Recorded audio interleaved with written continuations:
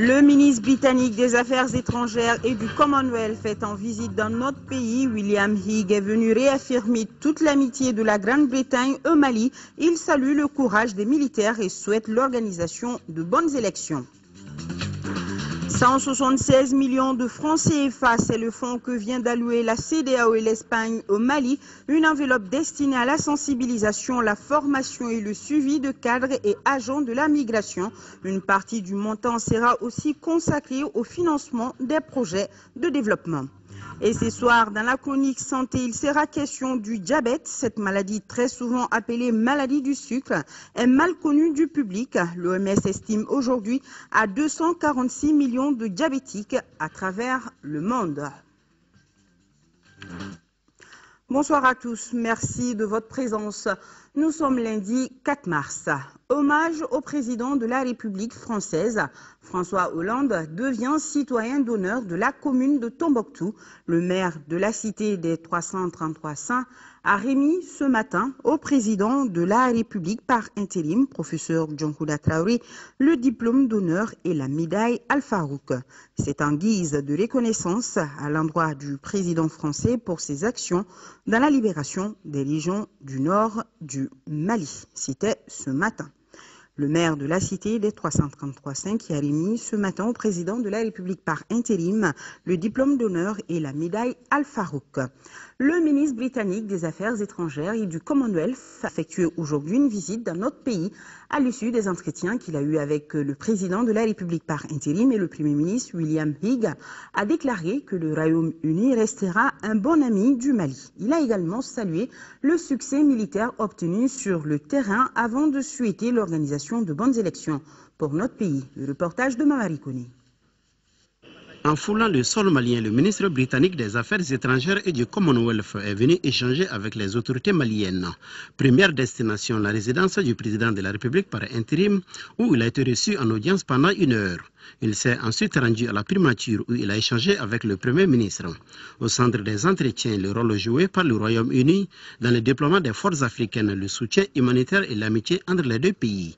C'est un grand plaisir d'être venu ici voir le président et le Premier ministre. Et je leur parlais de l'appui que le Royaume-Uni veut apporter au Mali. Et j'ai aussi beaucoup parlé aussi de l'importance du succès militaire, mais aussi, très important, le succès dans le domaine politique, point de vue les élections, point de vue le dialogue qui comprend toutes les personnes de Mali. Ce ont été de très bonnes réunions et le Royaume-Uni restera un très bon ami du Mali.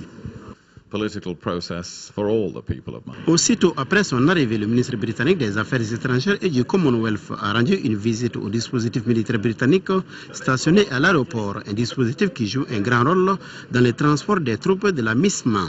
Le ministre a également rendu visite au contingent du Ghana. Plaisir aussi de voir les troupes, les ingénieurs du Ghana. C'est un très bon exemple du soutien que le Mali peut avoir des autres pays de la région. Lors de son séjour dans notre pays, le ministre britannique des Affaires étrangères et du Commonwealth s'est rendu au centre culturel Toumas et au quartier général de la MISMA. Oui, il s'est rendu également au quartier général de la MISMA et au centre culturel Toumas. On va retrouver ces reportages au cours de ce journal. Et nous avons ce communiqué de l'EDMSA. Un incident majeur est intervenu cet après-midi sur le réseau de transport de l'électricité tronçon Manantali-Bamako. Cet incident prive momentanément la Société Énergie du Mali d'une grande capacité de ses moyens à faire face à la forte demande en cette période de chaleur. Les villes de Bamako, de Kita et de Kai subissent actuellement des perturbations le temps que dure la réparation pour une normalisation de la situation.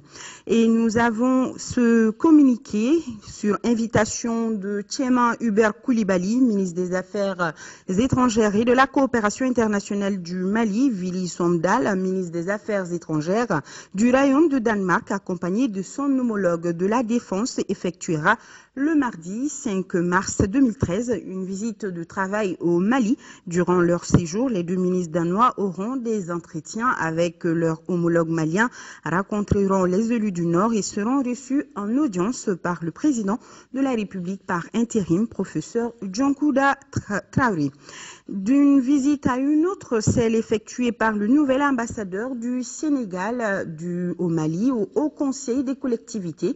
Avec le président de cette institution, il a été question de la coopération bilatérale entre nos deux pays. Hassan Doy, à sa sortie d'audience, est au micro de Alousseni Touré. Je suis venu voir le président pour lui présenter les salutations de son homologue sénégalais. Et j'en ai profité pour faire tout un tour d'horizon sur l'ensemble de la coopération entre le Sénégal et le Mali, notamment en ce qui le concerne. J'en profite également pour vous dire que ça a été très fructueux et très bénéfique pour moi, parce que j'ai eu en face de moi un pédagogue, quelqu'un qui connaît très bien son institution et qui a eu à m'expliquer toutes les spécificités, la particularité du système malien. Et j'en ai beaucoup tiré. C'est une visite simple dans le cadre de mes visites de courtoisie que je rends aux institutions, parce que je viens d'arriver en terre malienne. Est-ce qu'il y a une institution similaire au Sénégal? À tout point de vue, non. Je crois que votre exemple est un peu unique dans le monde, je crois, dans le monde. Au Sénégal, on n'a pas la même chose parce qu'ici, ça regroupe 3-4 particularités. Mais je crois qu'on gagnerait beaucoup à s'inspirer là du modèle malien. En perspective de reconstruction et de développement, d'un débat sur le Mali tenu à l'Assemblée nationale française. En visite en France, le président de l'Assemblée nationale par intérim, Younessi Touré, accompagné d'une importante délégation parlementaire, a assisté à cette séance. Maganfine Konaté, les détails. Soyez les bienvenus. Après un accueil chaleureux et très solennel, Younessi Touré et sa délégation resteront près de 150 minutes chrono dans l'hémicycle français. Un moment très impressionnant pour les députés maliens. Nous avons été frappés par la hauteur, n'est-ce pas, des débats, les points de vue qui ont été exprimés par les uns et les autres.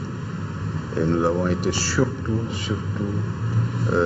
favorablement impressionnés par la réaffirmation de la position française, n'est-ce pas, en ce qui concerne leur intervention au Mali. Les élus maliens ont surtout constaté la ferveur dans les débats. L'exécutif et le législatif français se lancent des invectives très souvent inamicales. Et cela, malgré le consensus affiché sur la question malienne. En est-il de même à l'Assemblée nationale du Mali?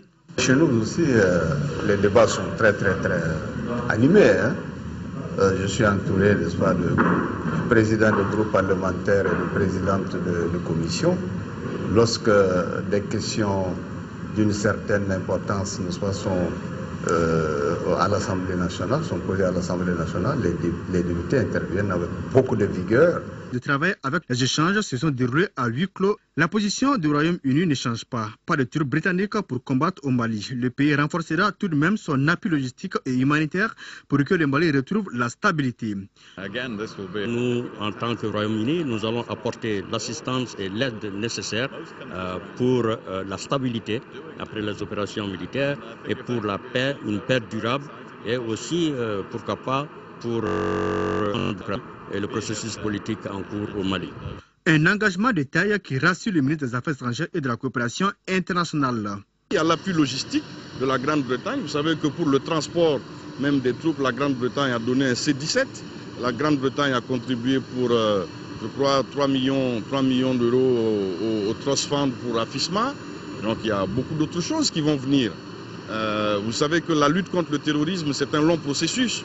Et il y a besoin d'une coopération sur le plan de la sécurité, aussi d'une coopération très certainement pour le développement. Cette visite de quelques heures du ministre des Affaires étrangères de Grande-Bretagne aura donné un coup d'accélérateur à la coopération bilatérale entre les deux pays.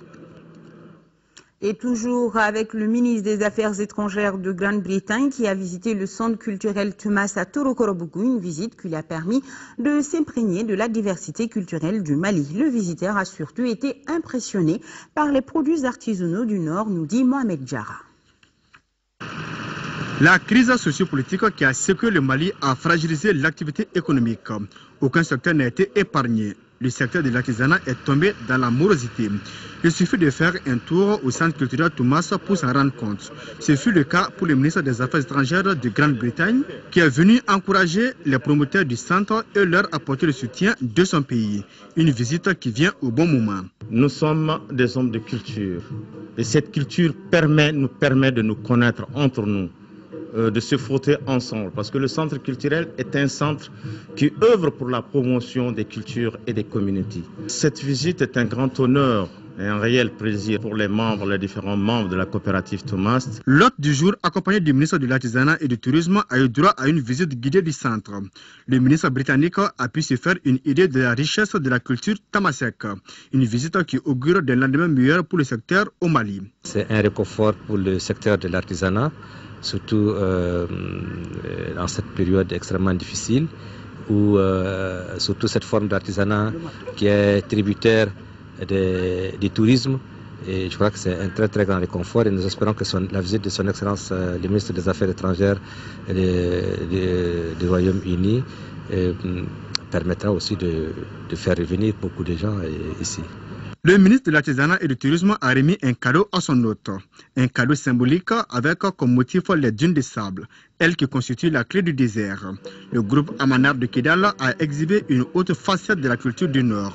Le visiteur, très impressionné, n'a pas voulu s'exprimer comme pour dire que l'exact faut mieux parler que les mots. Une délégation de l'Assemblée parlementaire paritaire ACP-UE, conduite par son coprésident Louis Michel, entame une visite de 3 jours demain au Mali. Ces députés doivent notamment avoir une séance de travail avec leur homologue malien sur l'évolution de la situation politique et sécuritaire au Mali. Les parlementaires entendent rencontrer aussi les plus hautes autorités du pays pour réitérer leur soutien au peuple malien. Ibrahima Traoré nous en dit plus. Le Parlement européen est déterminé à soutenir le Mali dans son combat pour la paix. Les députés européens sont mobilisés depuis le début de la crise pour convaincre davantage la communauté internationale à défendre l'intégrité territoriale du pays. Les parlementaires arrivent à Bamako pour réitérer cet engagement aux autorités maliennes. Nous aurions dû probablement soutenir le Mali plus tôt, au moment de l'intervention libyenne. C'est incroyable qu'on ait laissé se propager les rebelles, les armes, etc., sans déjà faire quelque chose. Nos efforts sont des efforts de soutien, de solidarité. Il faudrait néanmoins que ça n'en reste pas à des déclarations du Parlement. Il faudrait que la voix du Parlement soit entendue par nos gouvernements, par nos exécutifs. Au cours de leur visite au Mali, les députés européens entendent mettre l'accent sur le soutien au processus politique en cours qui doit aboutir à des élections crédibles. Les parlementaires se réjouissent d'ores et déjà des efforts menés par les autorités de la transition pour l'atteinte des objectifs recherchés. Beaucoup d'optimisme, une détermination sans faille pour conduire le pays à des élections qui vont rendre la légitimité à la démocratie et à l'ordre constitutionnel, avec un timing qui semble tenable, avec une volonté d'avoir un fichier électoral qui soit indiscuté, avec de bonnes conditions d'élection, avec la sécurisation de ces élections. Je pense que le Mali maintenant est sur la bonne voie, mais bien entendu aussi une très grande attention qui est portée au dialogue politique entre toutes les forces représentatives non terroristes du pays, c'est-à-dire toutes les forces qui souhaitent s'inscrire dans une véritable dynamique fondée sur les valeurs de la démocratie et du respect de l'autre. Les parlementaires européens estiment que la gestion de la crise malienne doit rester une priorité. Ils doivent notamment avoir une séance de travail avec leurs homologues maliens avant de rencontrer les regroupements politiques, la société civile et les déplacés. Il est prévu aussi une rencontre avec le président de la République par intérim et le Premier ministre. Échange le week-end dernier à la Maison du Mali à Abidjan entre les Maliens de Côte d'Ivoire et leur ministre de tutelle, Maître Demba Traoré. Au centre de la rencontre, les deux grandes missions du gouvernement de transition, à savoir la sécurisation des régions libérées du Nord et l'organisation future des élections générales en juillet prochain. Correspondance de Boubacar Sissoko. Les Maliens résidant en Côte d'Ivoire sont estimés à plus de 2 700 000 personnes. C'est la colonie la plus importante de la diaspora malienne. Le ministre des Maliens de l'extérieur et de l'intégration africaine, Maître Demba Traoré, est venu les rencontrer. Il s'agit pour lui d'échanger avec nos compatriotes sur les missions assignées au gouvernement de transition, mais aussi la situation sécuritaire dans le nord du Mali. Nous avons partagé avec eux le contenu de la feuille de route qui a été adoptée par le gouvernement et l'Assemblée nationale. Nous avons également échangé autour du plan de mise en œuvre de cette feuille de route. Nous avons également évoqué le processus électoral. Vous savez, lors d'un passage ici, les Maliens de l'extérieur ont souhaité que la phase active de l'enrôlement de nos compatriotes ici soit prorogée.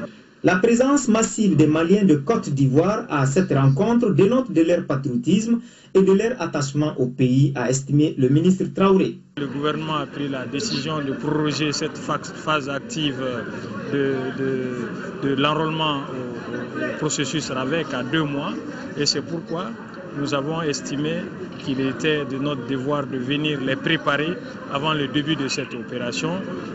Cette rencontre a été mise à profit par Maître Demba Traoré pour présenter le spécimen de la carte d'identification issue du RAVEC à nos compatriotes.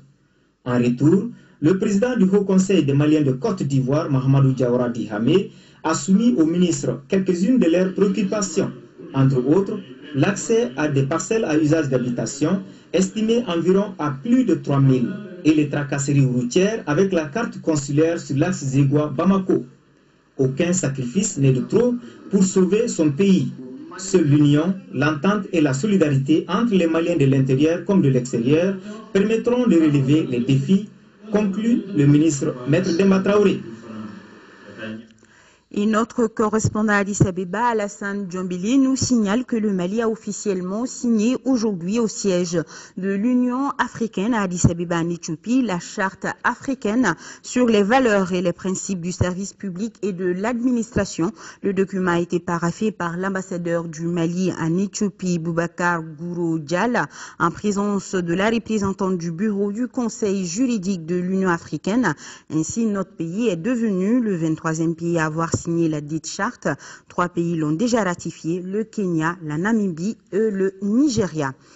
À marge de la 23e édition du FESPACO, l'ambassadeur du Mali à Ouagadougou, Mamadou Traoré, a offert un cocktail aux festivaliers, véritable moment de convivialité entre le personnel de l'ambassade et la délégation malienne, avec à sa tête le ministre de la Culture, Bruno Maïga. Étaient également présents à cette réception les cinéastes Suleiman Sissé et Salif Traoré, ainsi que beaucoup de journalistes, nos envoyés spéciaux, ainsi que le commissaire de l'UEMOA, Seydou Sissouma. Voilà, cité à la résidence de l'ambassadeur. Et le commissaire de l'UEMOA, notre compatriote, Seydou Sissouma. Et en parlant justement de l'UEMOA, l'institution sous-régionale a récompensé 3 réalisateurs sénégalais, des prix qui ont été remis le week-end dernier à quelques heures de la clôture officielle du FESPACO. Ces prix récompensent les meilleurs réalisateurs de l'espace UEMOA. Nos envoyés spéciaux à Ouagadougou, Tchédje Kamara et Modibou Souaré nous en parlent. De prime abord, cette cérémonie de remise de prix spéciaux a été marquée par l'exposé de l'ancien ministre burkinabé de la Culture, Mahamadou Ouedraogo, sur le thème culture et politique publique. 3 catégories de films sont concernées par cette récompense: long métrage, court métrage et documentaire. Des œuvres réalisées par des cinéastes des États membres de l'espace UEMOA. Cette année, le jury avait du pain sur la planche pour désigner 3 vainqueurs, comme le stipule le règlement.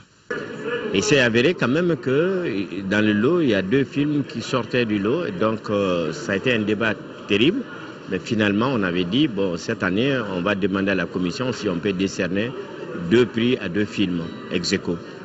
Et la commission a accepté. Et moi, j'avoue que ces 2 films nous sortent un peu de l'ordinaire. On peut dire qui atteignent, qui dépassent nos frontières. Et c'est ça qu'on attend du cinéma africain. Le prix spécial long métrage est donc revenu à 2 films sénégalais, La Pirogue de Moussa Touré et Aujourd'hui de Alain Gomez.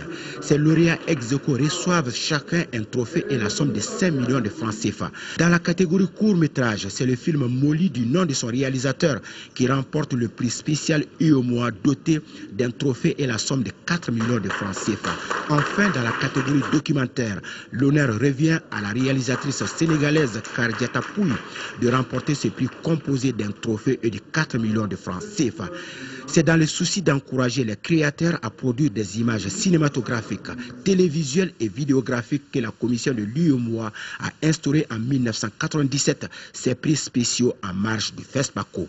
La culture constitue non seulement le socle de la construction d'une citoyenneté partagée, mais elle est aussi une mine importante de création de richesses, d'emploi pour les jeunes dont les multiples talents sont reconnus de par le monde. C'est fort de cette conviction que la Commission travaille depuis des années à accompagner les événements culturels majeurs de notre espace. Et le FESPACO en est un exemple. C'est aussi la raison pour laquelle, pour aller plus loin, la Commission s'est engagée avec les États membres dans l'élaboration d'un document de politique culturelle de l'Union. La cérémonie a été agrémentée par les notes musicales de Bassekou Kouyaté et son groupe, comme pour souhaiter un bon retour aux invités de l'UEMOA au FESPACO 2013. Voilà, et cette annonce de nomination, Mamadou Igor Diarra est le tout nouveau directeur général de la Bank of Africa Mali. C'est le conseil d'administration du groupe réuni le 27 février dernier à Cotonou, au Bénin, qui a porté son choix sur notre compatriote pour occuper ce poste. Pour rappel, Mamadou Igor Diarra était à la tête de la BIM. Il a été aussi membre du gouvernement de 2008 à 2011 en tant que ministre de l'énergie, des mines et de l'eau. Bon vent à Monsieur Diarra. Le ministre de la Défense a fait cet après-midi le tour de certains centres hospitaliers où des blessés militaires perçoivent des soins, en plus des nationaux. 16 Tchadiens, dont 6 officiers supérieurs et 3 sous-officiers figurent parmi les blessés de guerre de l'hôpital de Kati à l'hôpital du Mali, en passant par l'hôpital Gabriel Touré. L'état de santé des malades s'améliore à la satisfaction générale.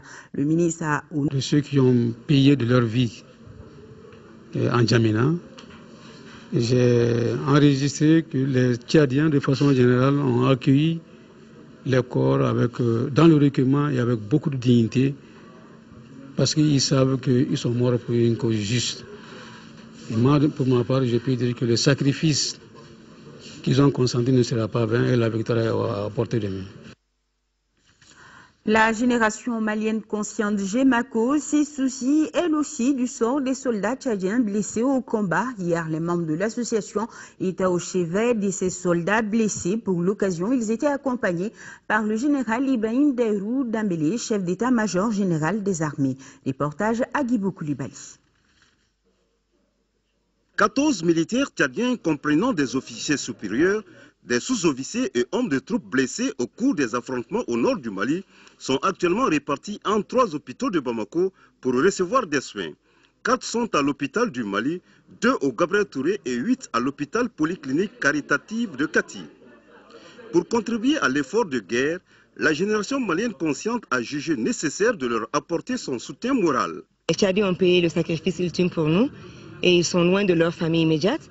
Donc c'est seulement une tentative de les réconforter un peu en tant que la famille élargie pour leur dire merci au nom de tout le peuple malien, au nom de la jeunesse que nous représentons.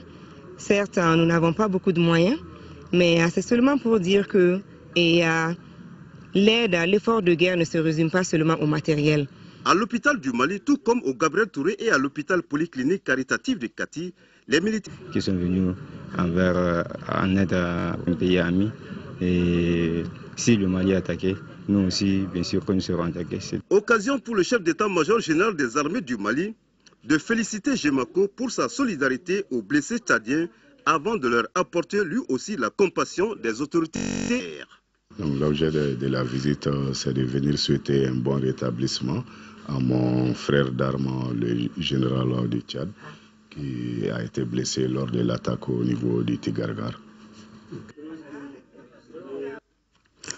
Autre grand titre de ce journal, lancement ce matin au CICB des projets financés par le fonds CEDEAO Espagne pour la migration et le développement. 176 millions de francs CFA, c'est le montant du fonds, un montant destiné à la sensibilisation, la formation et le suivi de cadres et agents de la migration. D'autres précisions, c'est avec Mahamadou Doumbia. S'il y a un problème préoccupant en Afrique de l'Ouest, c'est bien la migration irrégulière qui fait malheureusement de nombreuses victimes désireuses d'avoir une vie meilleure en Espagne ou ailleurs en Europe. Et c'est pour cela qu'il faut toujours réaffirmer l'importance de cette coopération entre les pays et les pays. Ce sont de vraies tragédies.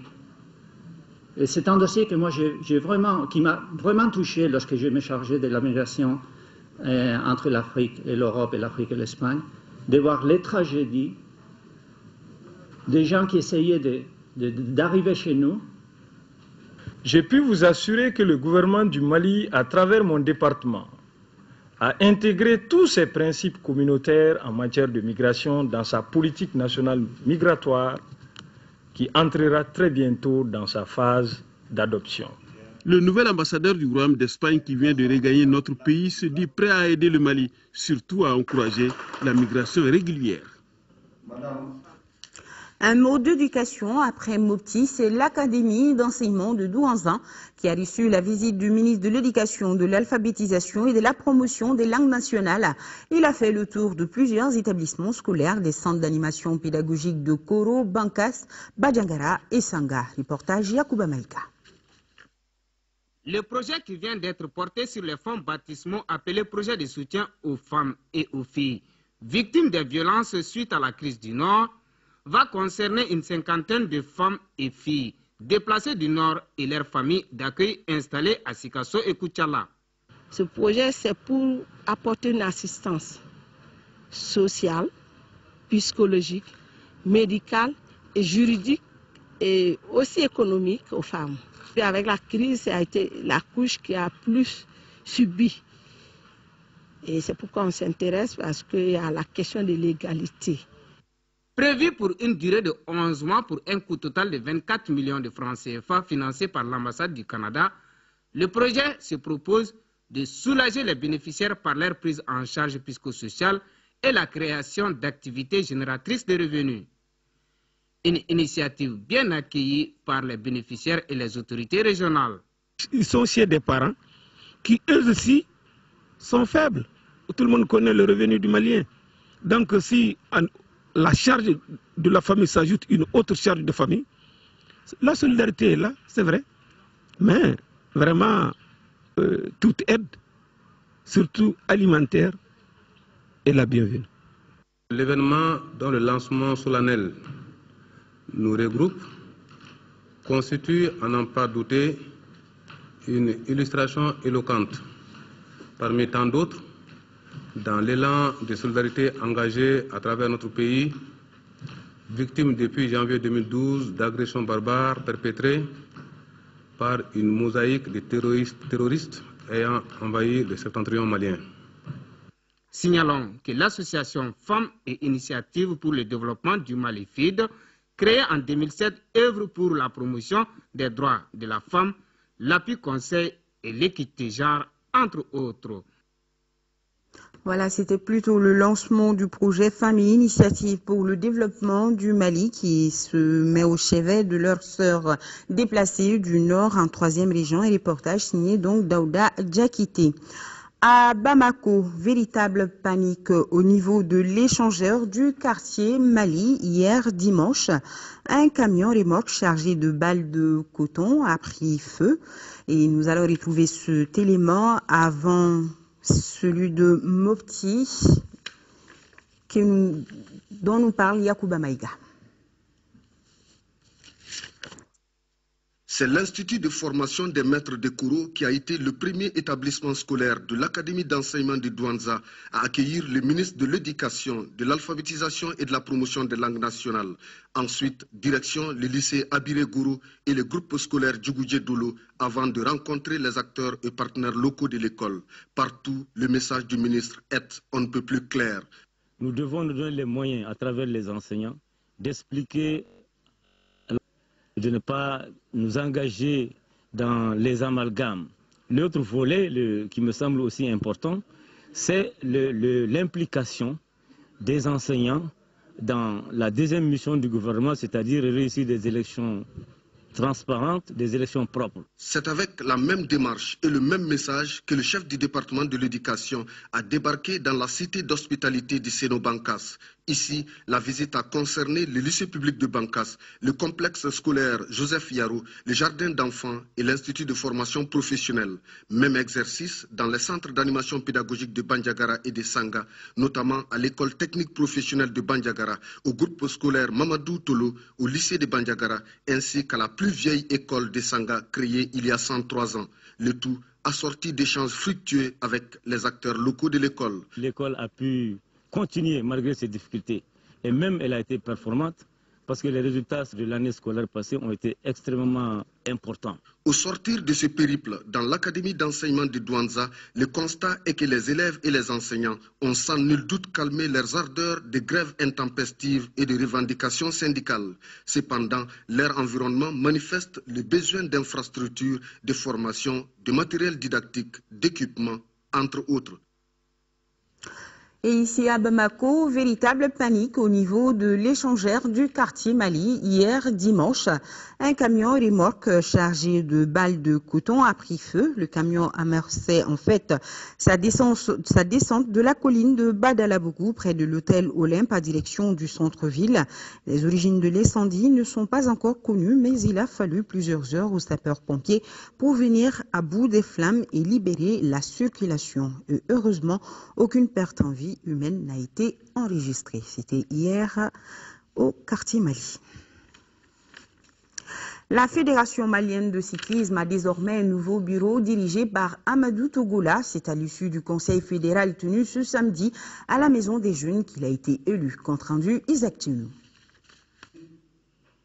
Ce conseil national a débouché sur le renouvellement du bureau de la Fédération malienne de cyclisme. Au cours des travaux, les délégués des 4 ligues présentes, après vérification des mandats, ont discuté et adopté les rapports d'activité et bilan financier avant de procéder au renouvellement du comité exécutif de la discipline. Un nouveau bureau fédéral de 19 membres dirigé par Amadou Togola, qui occupait le poste de secrétaire général, a été investi. Seuls 6 membres de l'ancien bureau sont restés. La nouvelle direction s'est dit déterminée à donner encore plus d'allant à la discipline. L'heure du défi a sonné, car nous avons pris l'engagement vis-à-vis de notre ministère de tutelle, vis-à-vis du comité national olympique et sportif du Mali, vis-à-vis des cyclistes, de nos sympathisants, en un mot, vis-à-vis du peuple malien, d'honorer cet engagement. Que le bon Dieu nous soutienne pour ce faire.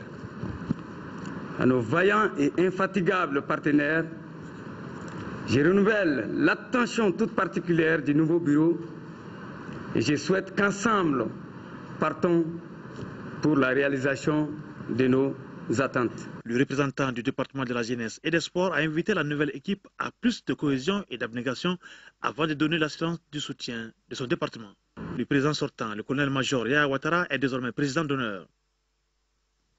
Basketball, fin de la 3e édition de la conférence des mines à Bougouni. 12 formations filles et garçons ont participé à ce tournoi. C'est le Djoliba à ses filles et face aux Kanou garçons qui ont battu respectivement l'AS Police 24-22 et ASBB 20-19. Envoyé spécial à Bougouni, Mamadou Sidibé à Sassoumaré. Cette 3e conférence des mines a réuni 12 équipes filles et garçons. Durant 3 jours, ces formations se sont affrontées et c'est face aux Ganou garçons et Djoliba filles qui se taillent la part du lion.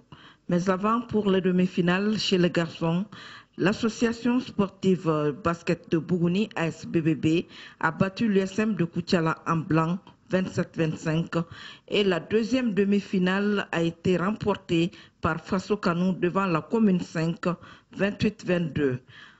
En filles, c'est l'AS Police en rouge qui a fait la bonne opération en battant l'AS Piton 37. Et l'autre demi-finale a vu la victoire du Djoliba en vert sur l'espoir de Sigasso 36-12. Les finales ont mis aux prises chez les garçons ASBBB et Faso Kanou. D'entrée de jeu, c'est la surprenante équipe de Bougouni en blanc qui s'empare des 3 premiers quarts-temps. Premier quart 2-0, 8-5 à la pause et 14-9. C'est au 4e quart-temps que les garçons de Bougouni vont lâcher le match et cela jusqu'aux dernières secondes. Les Bleus de Fassokanou gagnent de justesse 20-19. La seconde finale, celle des filles, une finale 100% bamakoise. Le Djoliba Athletic Club, habillé dans sa traditionnelle tenue rouge, a échappé belle devant une formidable équipe policière. Les Rouges, après avoir mené les 3 premiers quarts, 7-2, 12-5 et 18-12, et c'est au dernier quart que l'AS Police crée d'énormes problèmes au Djoliba. Finalement, les policières cèdent le pas aux Rouges qui vont prouver leur supériorité en gagnant de 2 points, 24-22. Et maintenant, cap sur Sigasso pour la phase interligue à partir du 24 mars prochain. La chronique santé du jour nous parle ce soir du diabète. L'OMS estime aujourd'hui à 246 millions de diabétiques à travers le monde. Cette maladie, très souvent appelée maladie du sucre, est mal connue sous certains de ses aspects. Le diabète se trouve entouré de préjugés qui ne sont pas de nature à faciliter le travail du personnel soignant. Tessera Dambélé est allé en savoir plus, son reportage.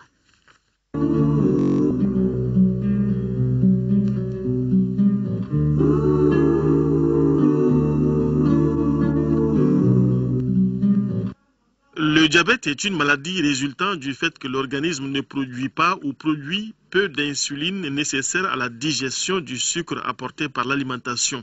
Il ne s'agit pas du sucre d'usine que nous consommons tous les jours, mais de celui que toute alimentation contient.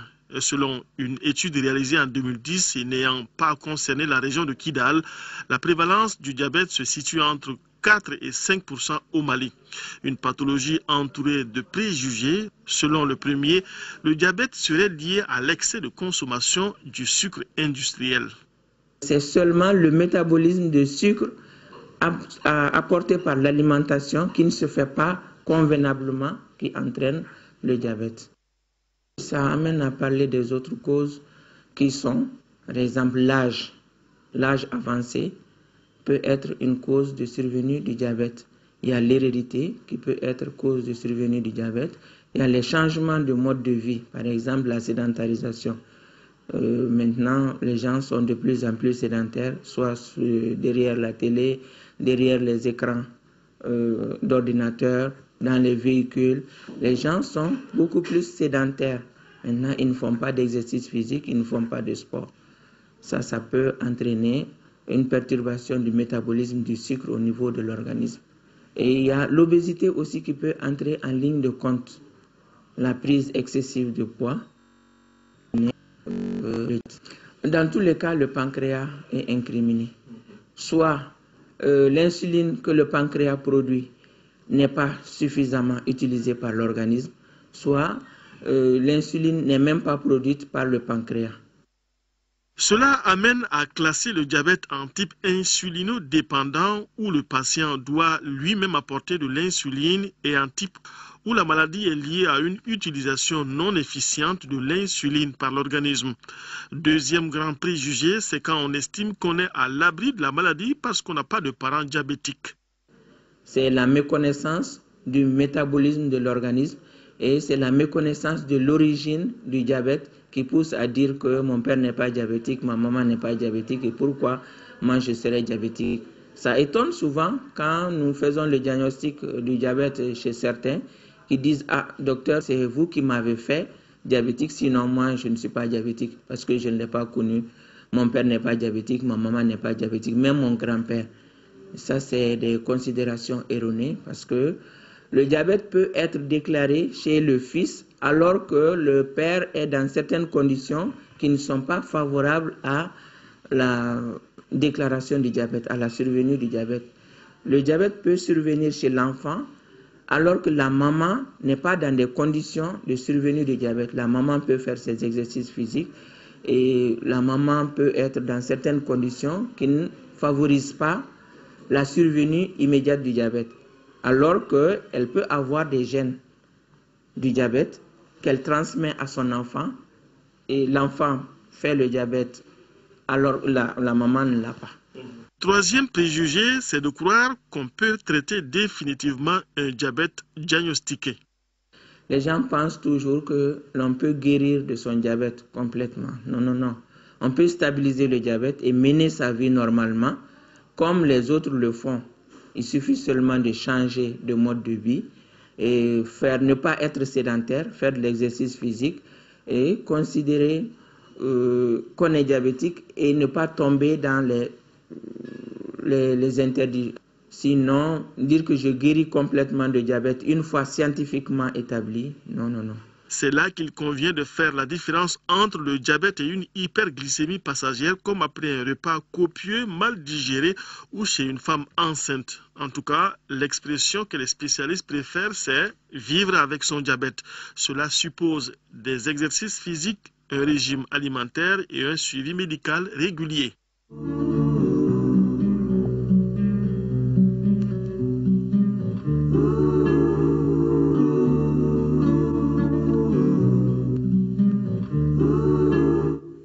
Voilà, et à consommer avec modération le sucre. Toujours en santé, n'oubliez pas de donner à boire aux enfants. La chaleur s'installe avec des risques de déshydratation. Abdoulaye Keïta vous en dira plus dans la page météo tout à l'heure. La ligne de front au programme de ce soir aussi, une présentation de Abbas Famougouri Traoré. À suivre également un reportage sur la visite du Premier ministre à Bruxelles et à Paris. C'est tout pour ce 20h. Merci de l'avoir suivi. Grand merci à nos téléspectateurs de Ségou, c'est en 4e région. Nos programmes sont également sur notre site web www.ortm.ml. Bonsoir à tous.